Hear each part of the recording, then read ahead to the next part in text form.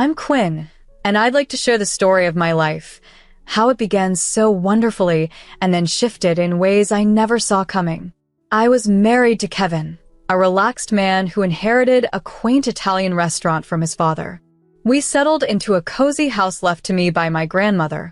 It was here that we began our family, welcoming our son, Frank. In the early years, Kevin and I would spend evenings on our back porch after Frank was asleep. We'd dream together about our future, saving up for a bigger house, perhaps having another child. Kevin always envisioned it with a beer in his hand, while I thought about giving Frank the best possible education, hoping he could attend college without the burden of student loans like I had. Life was simple and joyful, but over time, as I advanced in my career, Kevin seemed satisfied with just maintaining the status quo at the restaurant. It remained cozy but struggled to bring in enough revenue. One evening, while cleaning up after dinner, I broached the subject of enhancing the restaurant. "Kevin, have you considered adding new items to the menu or maybe some updates to bring in more customers?" I asked. Kevin, scrubbing a plate a bit too vigorously, replied indifferently, "Why fix what isn't broken? We're doing fine." "But we could be doing so much better," I countered, drying my hands on a towel. Kevin slammed the plate down, frustration evident. "Why are you always pushing? Can't you just be happy with what we have?" "I'm tired of you always wanting more," he exclaimed. I dropped the conversation, but it wasn't just the restaurant that was an issue. As I became the orthodontist, tensions rose. Kevin spent more days at the restaurant, not really working, just avoiding home, and often he would end up at his mother Anna's house. One day, after he spent another evening at his mother's, I confronted him. "You ran off to your mom's again last night, Kevin. When you're there, who do you think manages everything here?" I asked. He rolled his eyes and tossed his keys on the table. "Oh, come off it, Mom understands me, and she doesn't nag me about money or working more," he retorted. That hurt, especially since I had been covering his shortfalls, even sending $900 monthly to Anna to help her out. It was becoming increasingly difficult to manage all our bills and expenses. Later that week, I called Anna to explain our financial strain and the need for Kevin to contribute more. "Anna, I'm doing what I can, but Kevin needs to step up. We're struggling," I explained. Rather than showing understanding, Anna became defensive. "Quinn, you're his wife. It's your job to support him, not push him around. You're always after my boy to change. Can't you see you're the problem?" she accused. Anger welled up inside me. "I am supporting him, Anna, more than you know. I even send you money every month. How can you call me the problem? You're calling me a gold digger?" "I'm the one counting every penny to keep us afloat," I replied, her words stinging before she abruptly hung up. As night fell, I pondered over our conversation, feeling both frustrated and saddened by the turn our lives had taken. I watched Kevin slump onto the sofa, a beer in his grasp, absorbed in his phone. Meanwhile, I tucked Frank into bed, the day's conversation with his mother weighing heavily on my shoulders. Life at home had become increasingly challenging since Kevin's restaurant fell on hard times. He had been forced to let his staff go one by one until it was just him, alone, making pizzas in a quiet part of town. Even then, the business dwindled to the point where it couldn't keep the lights on. The day he closed the restaurant for good, he returned home looking utterly defeated, yet there was a defiant glint in his eyes. This isn't the end. It's merely a setback," he said, trying to maintain composure as he hung up his apron for the last time. I sat at the kitchen table, bills scattered around like a spread of ominous cards. "A setback, Kevin? The restaurant is closed. We need a new income source, and we need it now," I replied. His pride took a hit, and he bristled. "I'll find something, but I won't just take any job. I have my standards. I was a business owner, and what does that mean now, Kevin?" "We need actual money, not standards," I countered, my frustration boiling over. He just shook his head, muttering about not becoming a desk jockey. "I have a degree, Quinn. I'm aiming for a managerial position, nothing less." I was stunned by his audacity. "Your business just tanked, and you think you can land a top job just like that?" I snapped, unable to mask the irritation in my voice. He didn't respond, just stormed out, likely heading to his mother's place. That's how things went now. Whenever it got tough, Kevin disappeared. The weekend brought no relief, only his mother Anna crashing in with her demands. She arrived just as I was preparing lunch, her timing as flawless as her audacity. "Quinn, you need to talk to your bosses. Get Kevin a good position at your company." "He deserves it," she insisted, as if it were the simplest solution. I let out a harsh, short laugh. "Anna, that's not how it works. I started at the bottom and worked my way up. They don't just hand out top jobs because I ask." She narrowed her eyes, her lips thinning. "You just don't want him to succeed, afraid he might overshadow you, huh?" I explained calmly, despite the rising tension. "Seriously, Anna, Kevin walking into a senior role with no experience isn't going to happen. It's not about fear. It's about reality." Lunch continued under a cloud of chilliness, Kevin silent, likely ruminating over his bruised ego and his mother's words. Kevin's days turned into a blur of inertia, lounging with his beer and phone while I managed work, house chores, and caring for our son Frank. Each evening, I returned home to a chaotic house and no dinner in sight. "Kevin, could you at least start dinner?" "I'm running on fumes here," I would say, dropping my bags and kicking off my shoes. He'd grunt, eyes glued to his phone. "You do it better. I'm tired too, you know." It infuriated me to see him so idle, especially when Frank, hungry and expectant, would tug at my sleeve. "And Kevin, did you pick him up from school today?" One evening, already aware of the answer, I asked Kevin if he had forgotten to tell me something. His reply was a low mumble, barely audible over the television. Thankfully, my mother, who lived close by, had stepped in as a reliable backup since Kevin had begun neglecting even his most basic duties. "Kevin, he's your son too. He needs you," I stated, striving to keep my voice calm, though it was challenging. Typically, this would be the moment he'd leave, the door slamming as he went, marking another routine day.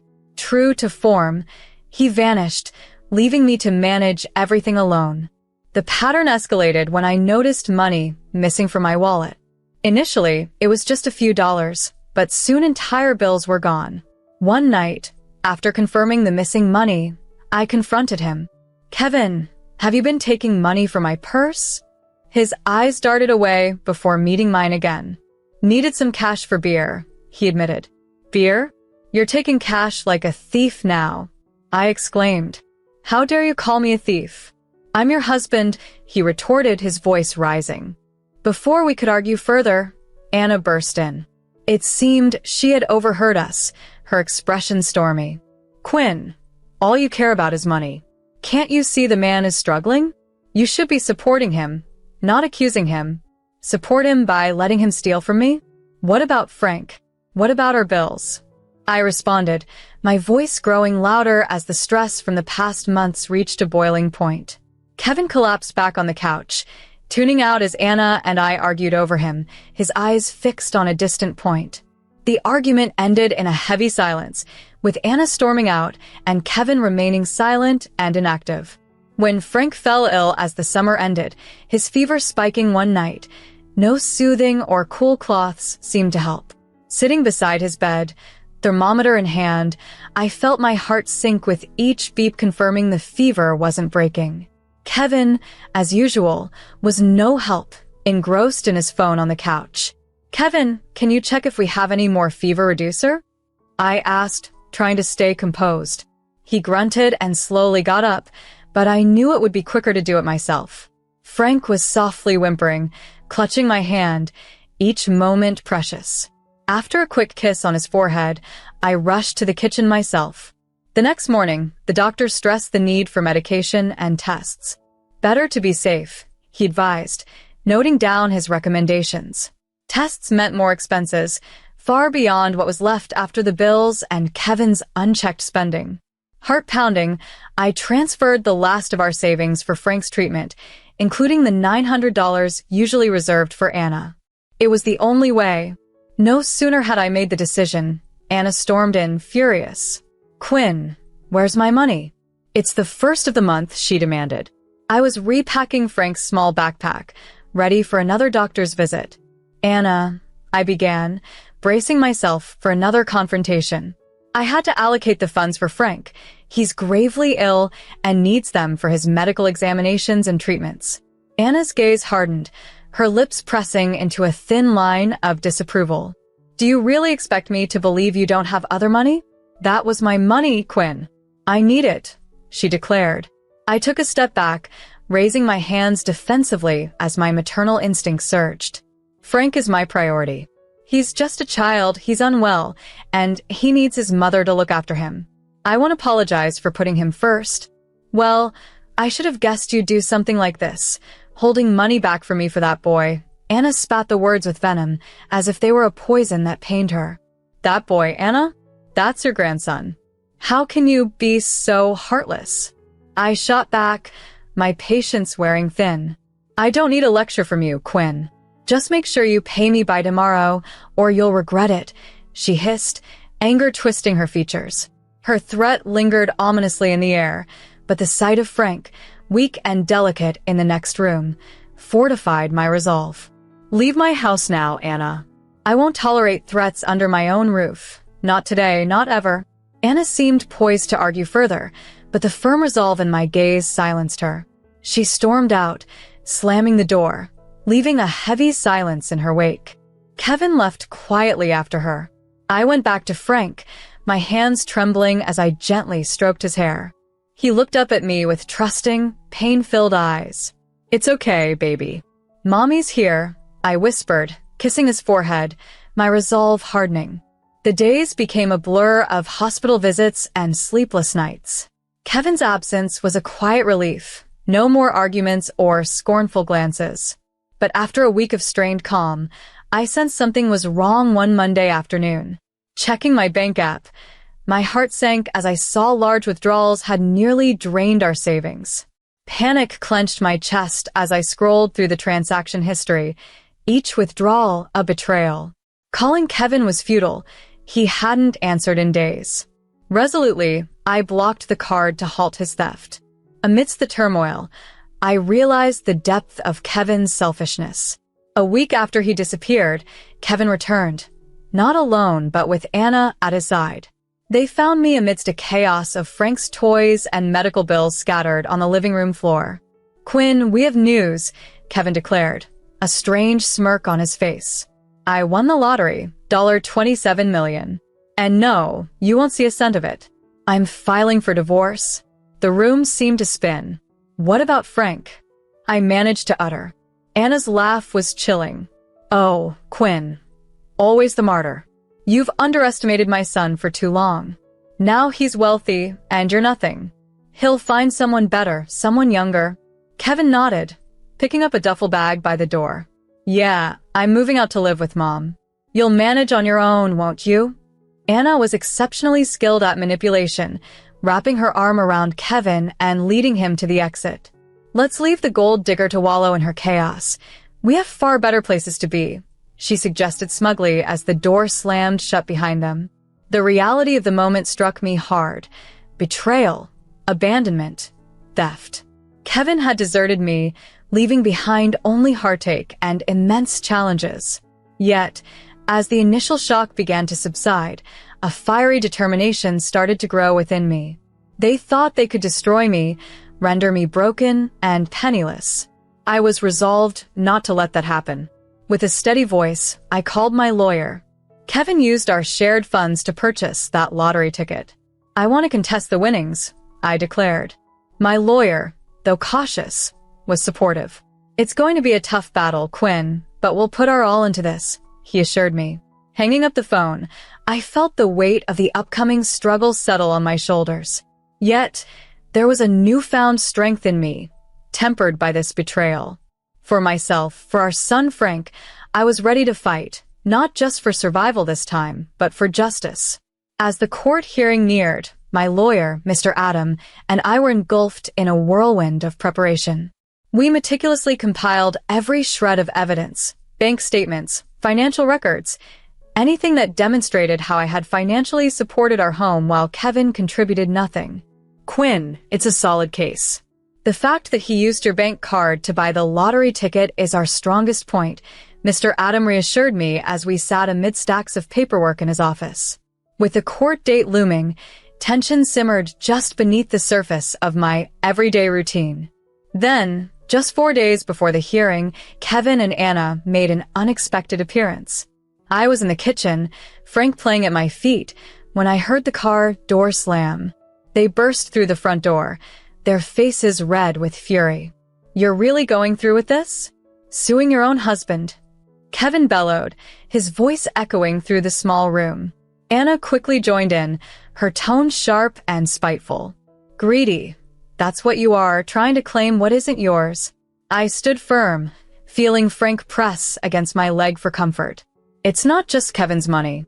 He bought the ticket with our joint funds that I provided because he wasn't contributing," I countered calmly, the anger from their accusations fueling my resolve. Kevin's face contorted with disdain. "It's not about control, Kevin. It's about fairness. You left, remember?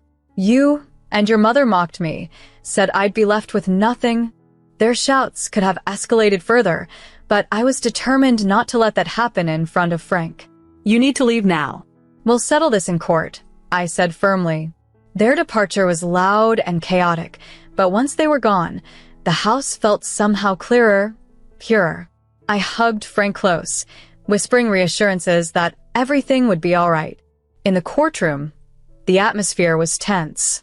Kevin sat across from us, his lawyer whispering in his ear, while Anna glared at me with hostility. When Mr. Adam presented the bank statements and financial records, the evidence was undeniable. Each time Kevin's attorney stumbled over a question, I felt the wave of triumph.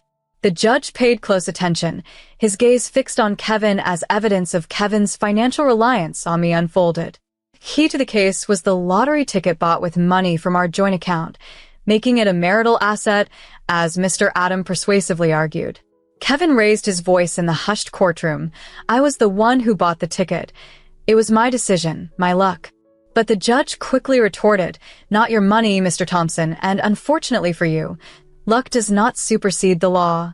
After prolonged deliberations, the judge handed down his decision.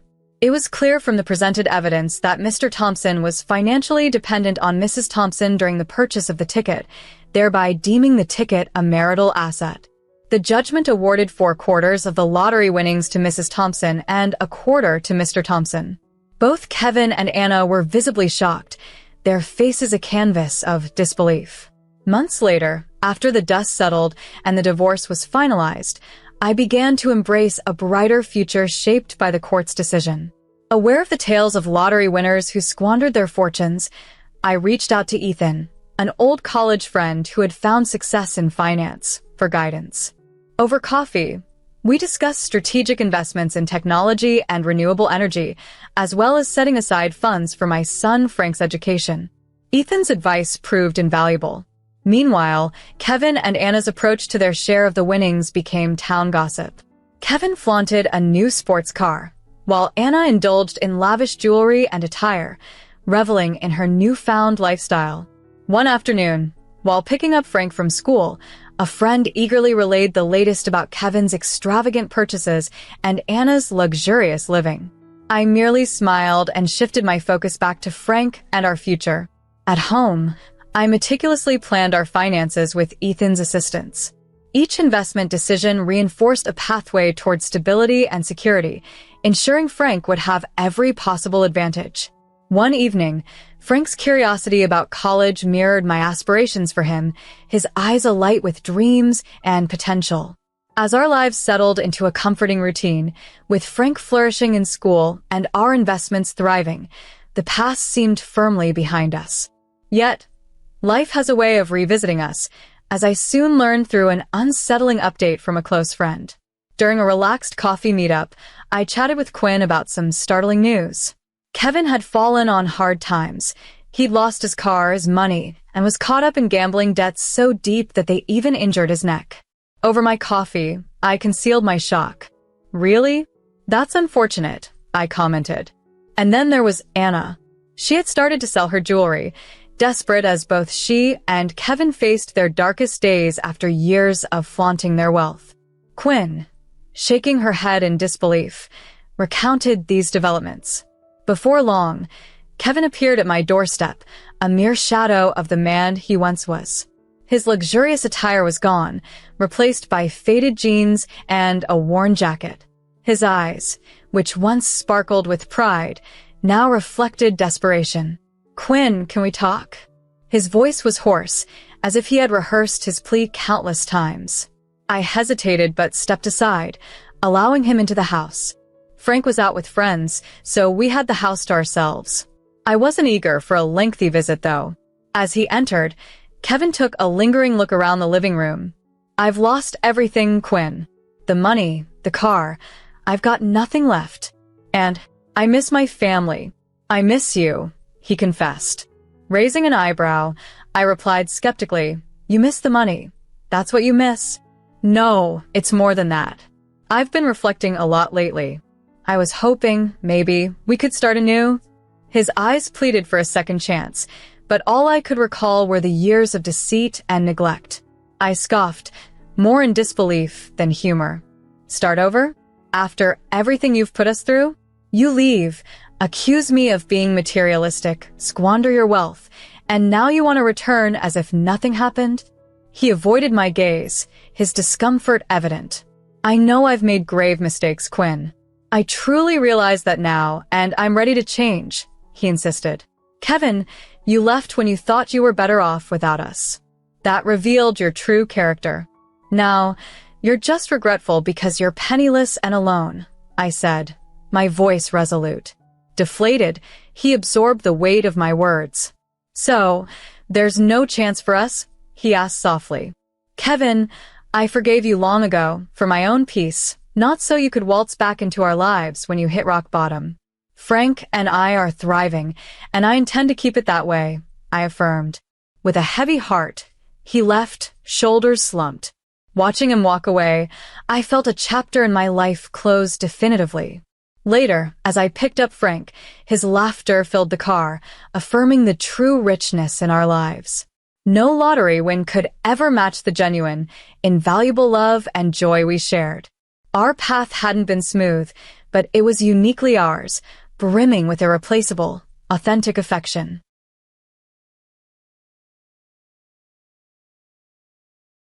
"My mom and I will live in this home, so don't step foot here ever again," Ethan yelled through the phone, his voice full of frustration. I resisted the urge to blow up at him. Just a few hours ago, my mother-in-law had said the exact same thing to me. I couldn't believe it. He really was just like her. "My name is Isabella, and I live with my husband Ethan in a high-rise apartment downtown. The nighttime view from our apartment on the 25th floor is stunning, and I feel lucky to live here. I work from home, so the location is perfect for me. Ethan works in sales and commutes every day, usually coming home late. Naturally, I take care of most of the housework. But Ethan is utterly useless when it comes to chores. His hidden talent? Making more work for me. He doesn't even bother bringing the dishes to the sink after dinner. When he gets home, his tie and dirty clothes always end up strewn across the couch, never put away. His balled-up dirty socks look like snails hiding under the furniture. After dinner, he spends the evening lounging on the sofa, eating snacks, and mindlessly scrolling through his phone. Crumbs cover the couch, turning it into a mess. Weekends, he's glued to the TV playing video games for hours. I can't help but wonder how he managed to live on his own before we got married, because he acts like he's never had to do a chore in his life. If I point out any of his mess, he'll begrudgingly pick up his things, but by the next day, it's as if I never said a word. I've given up trying to fix his habits. It's a lost cause. More frustrating than Ethan, though, is my mother-in-law. When Ethan and I first visited my parents to announce our engagement, they tearfully asked him to take care of me. But when I went to his mother's house, she stood at the front door glaring at me. "You don't suit my son," she spat, crossing her arms, and added, "You should be grateful I'm letting you marry him." I couldn't believe it. It was as if she wanted to pick a fight. She didn't even let me step inside her house. That moment has hung over me like a dark cloud ever since. But despite her hostility, I thought things would smooth out after Ethan and I got married. I couldn't have been more wrong. One Sunday, about a month after our wedding, some of my closest friends came over to visit. These were friends who used to sleep over at my place when I lived on my own. Well, we never actually slept. We'd talk the entire night. I told Ethan beforehand that they'd be coming, so I assumed he'd stay out of the way, maybe play games in the bedroom. But to my surprise, he got dressed, did his hair, and joined us. He's a salesman after all, so he knows how to charm people, and my friends were thrilled that he was participating in our conversation. I was grateful for his rare effort. My friends had even brought a cake, which I served to everyone. Just as I was about to take my first bite, the doorbell rang. I glanced at the security camera. It was my mother-in-law. Confused, I opened the door. Without a word, she stormed into the apartment. When she saw my friends, her expression softened, her lips curving into a wide smile. It was unsettling, like seeing two moons in the sky. "Oh, you have guests," she cooed, sitting down in my seat as if she owned the place. "What lovely friends you have, Isabella." She picked up her slice of cake, inspecting it with disdain. "Serving such a cheap cake, Isabella? How embarrassing. Go to a nice bakery and buy something proper. And don't forget to get a little something for your friends to take home," my mother-in-law instructed me. My best friend Caroline stiffened. She had brought the cake. Apologizing silently to her, I stood to grab my wallet, but Caroline waved me off, smiling tightly. "Don't worry about it. We just came to catch up with Isabella," she said, her voice polite, but her eyes cold. My mother-in-law, however, either didn't notice or didn't care. "I'm really sorry Isabella is such a useless wife," she added, turning to Ethan, who nodded along like her loyal sidekick. "Last time," she continued ranting about me, each word like a dagger, and Ethan never once defended me. The room grew so tense that breathing felt difficult. After about an hour of this, Caroline reached her limit. "We should get going. It's getting late," she said. I walked my friends to the door, feeling humiliated. "I'm so sorry. I didn't think she'd come," I whispered, as we rode the elevator down to the lobby. "You're not at fault," one of my friends reassured me. "That old lady is the problem. We tried to stop her, but she just wouldn't take a hint," she added. Caroline remained silent, her face still tense, so I promised myself I'd call her later to apologize again. Before we parted ways, we made a pact. Next time, we'd meet somewhere else. As I returned to the apartment, I prayed my mother-in-law would leave soon. But not only did my wish not come true, things got worse. She used to visit once a month, but after that day, she started coming every week. She even began spending the weekends with us. At first, I tried to tolerate it, but her constant complaints became unbearable. She would sit around all day and only prepare dinner, leaving me to hide in my office under the pretense of working. But that wasn't enough for her. She soon decided I was a useless wife and began visiting even more frequently, once every 3 days. She'd barge into my office, interrupting meetings to argue about something trivial, like how to use the remote or where I'd put the tea. My bosses were furious, telling me, "Can you please tell your mom not to come into your office during work hours? It's affecting your performance." I tried asking Ethan for help one night after dinner. "Well, Mom is probably lonely. Keep her company," he said without looking up from his phone. "Do you think I have time to keep her company while I'm working?" I asked, feeling frustrated. "You can at least spare her a minute, right? You're her daughter-in-law after all," he replied, still absorbed in his screen. His annoyed tone made it clear, asking for help was useless. Then the worst possible thing happened. "My mom will be living with us starting tomorrow," Ethan declared, with no discussion or warning. He had decided, and that was that. I had held back on so much until now, but I couldn't take it anymore. "I've told you that I've been having trouble with her. I've told you so many times. How could you make this decision without asking me?" I shouted, the frustration boiling over. Surprised by my sudden outburst, Ethan stood up and walked towards me. "Mom lives on her own. Don't you feel bad for her?" he retorted. "If that's the case, tell her what I keep asking you to. You should be the one dealing with it," I snapped. He shrugged. "Just deal with it," he muttered before walking away. That was the moment I knew things wouldn't change. Furious, I slammed the living room door and moved the TV, Blu-ray player, and a blanket from our bedroom into my office. I needed to find a way to avoid seeing my mother-in-law as much as possible. Later, lying on the small sofa bed in my office, I tried to think of a solution, but nothing came to mind. Ethan prepared a room for her, and when my mother-in-law arrived with the movers, I stayed in my office, claiming I wasn't feeling well. I overheard them bad-mouthing me the entire time they unpacked her luggage. I was angry, but I didn't even have the energy to complain to my friends. I just stayed in bed. The next morning, knowing I couldn't avoid her forever, I went out to prepare breakfast. I made toast, bacon, eggs, and cut up some fruit. It was simple, nothing fancy. I went to wake up Ethan, who, as usual, was in his own bed. We had been sleeping separately for a while to get better sleep, but when I entered my bedroom, I saw my mother-in-law sleeping in my bed. Is this for real? I thought, trying to suppress the rising anger. I woke them both up. Good morning. I'm sorry I wasn't feeling well yesterday and couldn't help with the move, I said, forcing a polite tone. Yeah, really? You can't even take care of your own health. How immature can you be? She retorted. Just breathe. I put on a tight smile and walked to the dining room. My mother-in-law followed, sighing deeply when she saw the breakfast. This is too simple, and you can't even clean, she complained. I looked to Ethan for support, but he just pretended not to notice, eating his food in silence. I forced another smile. I'll clean the house tomorrow, I said. Start from the toilet, she replied coldly. My smile froze. I felt my head pounding with anger. After cleaning up the dishes and sending Ethan off to work, I went into my home office and threw a pillow against the wall. I had to resolve this, little by little. First, I needed to make sure she stayed out of my space. I called a locksmith and had a lock installed on my office door.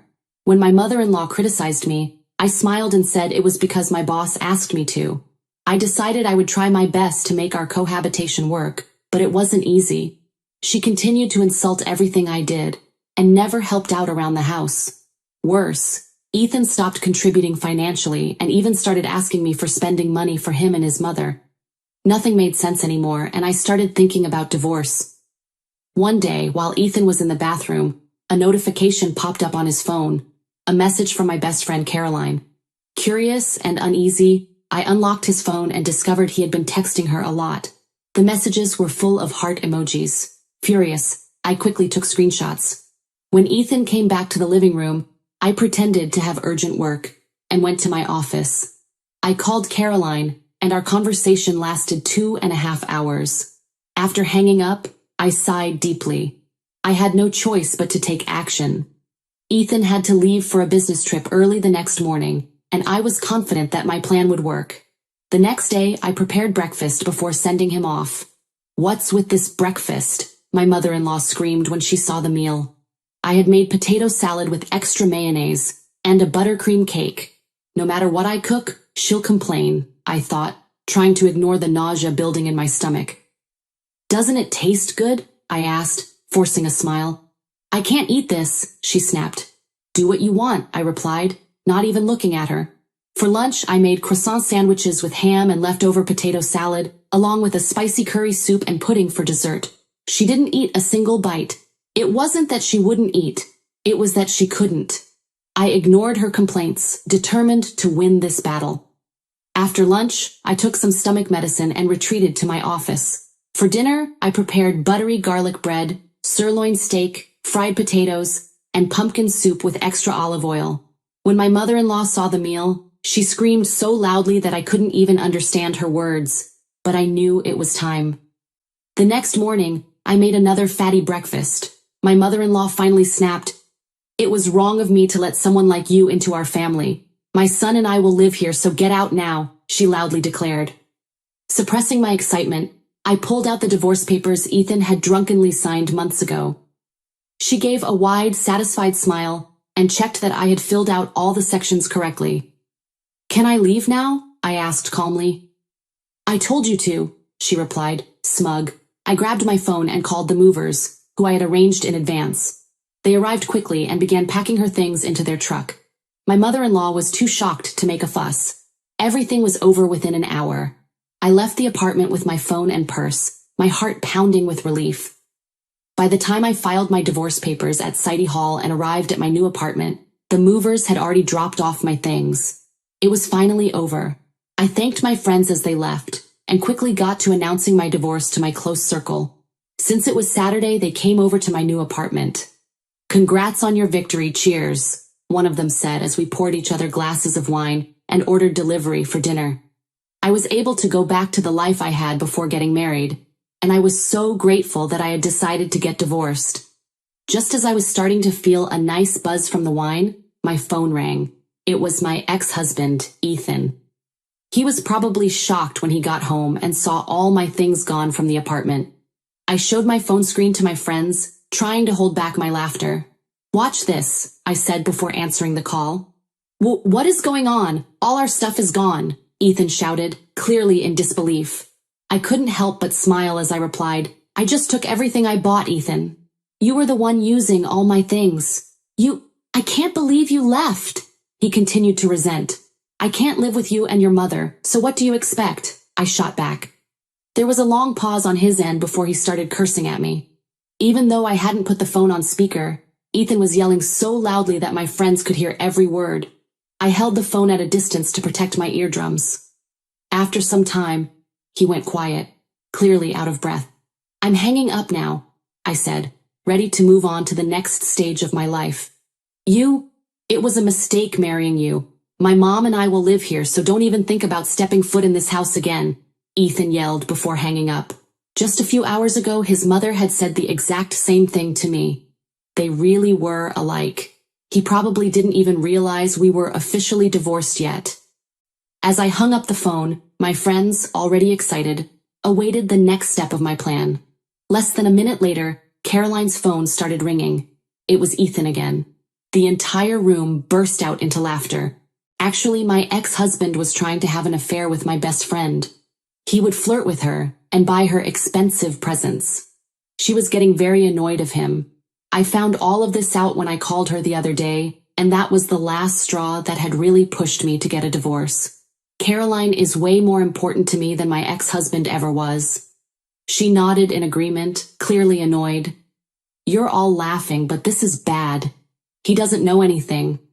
Yesterday, he even told me he reserved a hotel for the two of us, waiting for me to show up. He called me over 10 times, Caroline uttered and continued. I had to turn off my phone. Until I spoke to you, I thought he was going on a business trip. I'm so sorry about all of this, I said, still feeling bad about the situation. Caroline shook her head. At least he gave me a bunch of gifts, though they make me feel gross. I don't want any of them, she concluded. She decided to take all the gifts Ethan had given her to a pawn shop. After spending the evening laughing and guessing how much the items would sell for, we went to sleep. The next day, we carried Caroline's gifts to the pawn shop and eagerly awaited the results. These are all unopened and unused, so they'll sell well, Caroline said confidently. How much can you give us for them? The staff calculated the total and offered us $23,000. We all burst into laughter, surprised and thrilled. It was more than any of us had expected. We decided to use the money for a luxurious girls' trip. My stress finally began to melt away, and I was just starting to settle into my single life when I got another call from Ethan. I knew it was coming eventually, so I calmly answered. What is it now? I asked. What's with the rent for this place? Ethan sounded upset. Actually, the apartment building we had been living in belonged to my uncle. He gave us a huge discount on rent, and we used my bank account to pay for it, so Ethan and his mother never knew the real cost.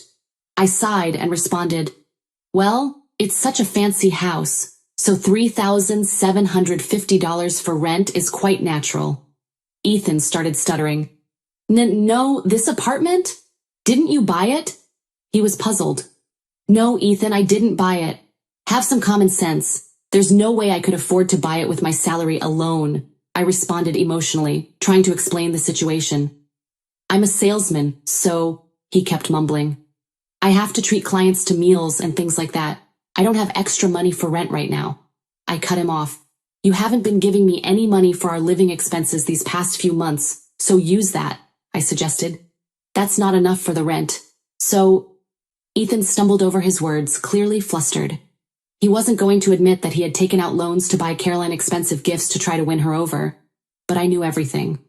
I shut down all his excuses. Well, that's too bad, bye, I said. Wait, I want you to come back. Let's talk this through. We're married, right? Please, he pleaded. his voice cracking as if on the verge of tears. I took a deep breath, feeling none of the stress I used to. "We're strangers now, Ethan. We have nothing to do with each other," I replied. I paused before shouting, "If you really think we're still married, check with City Hall." Feeling refreshed, I hung up and blocked his number. I had no idea what happened to him after that, and I didn't care. He was a stranger to me now. Now I'm happily living in the penthouse suite of another apartment building my uncle owns. Life is good, and I couldn't be more grateful for the freedom I have.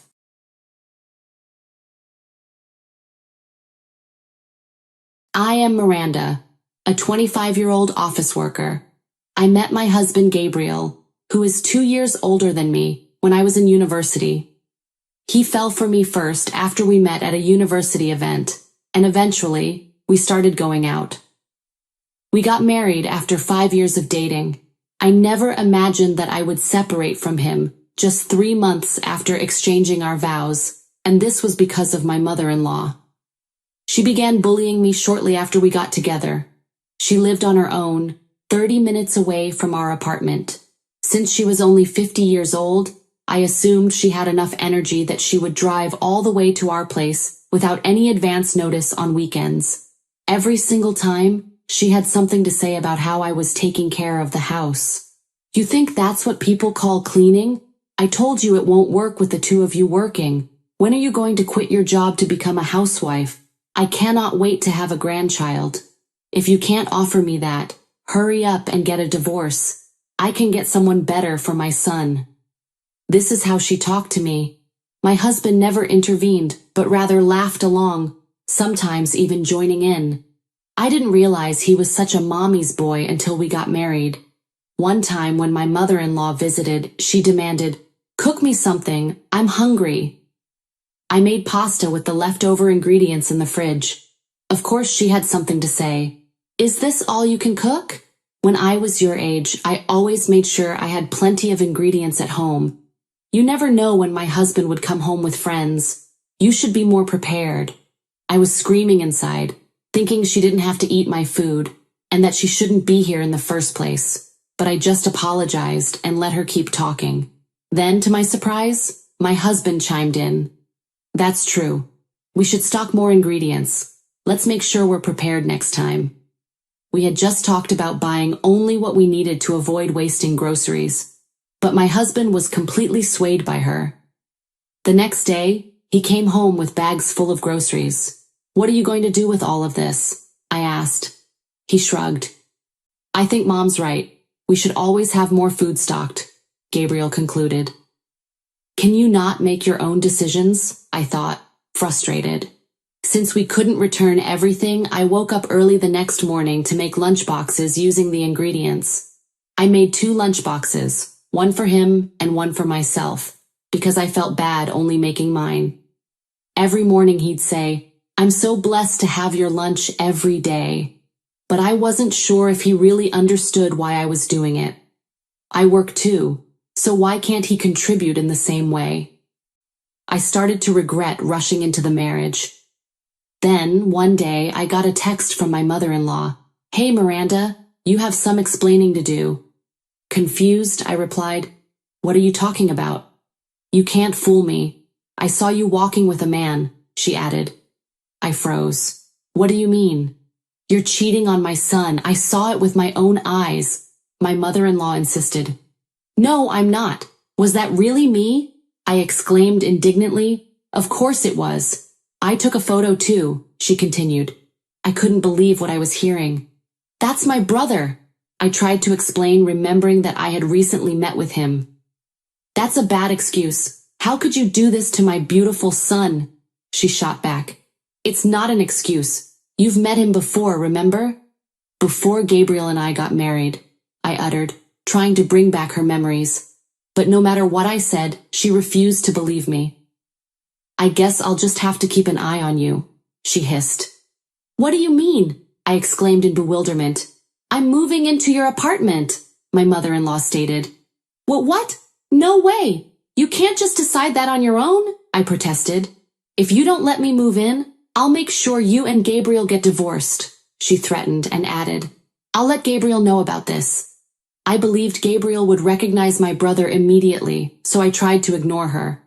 That same evening, when I got home, Gabriel was already there, looking serious. "You're home early," I said cautiously. "Cut the small talk. Sit down," he said coldly. "Oh, wow. So she already told you about that," I continued, trying to keep my composure. "Whatever you heard from Mom, it's a misunderstanding." Before I finished my sentence, Gabriel showed me the filed divorce papers. "Wait, what? What is this?" I asked, shocked. "You thought I wasn't going to do this," he snapped. "That's how much you hurt me.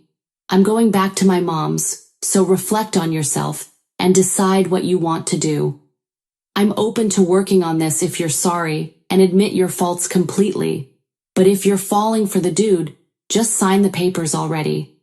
In that case, I'll be filing the lawsuit against you," he concluded. I didn't know my husband was this stupid. He didn't even look at the photo properly and believed his mother's word instead.